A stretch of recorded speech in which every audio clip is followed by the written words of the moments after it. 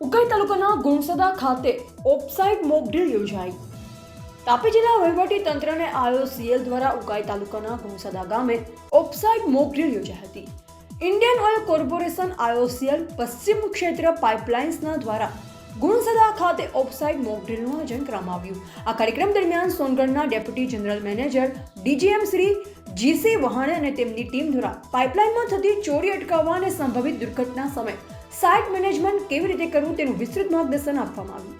IOCLની team દ્વારા આધુનિક technology, pipeline રિપેરિંગના ખાસ સાધનો, પેટ્રોલિયમ વેપર્સની તમામ માટે એક્સપ્લોઝીમીટર અને સુરક્ષિત રીતે બહાર નીકળવા માટે ACFBA સેલ્ફ કન્ટેન બ્રીથિંગ એપેટ્સના ઉપયોગનું જીવન પ્રદર્શન કરવામાં આવ્યું.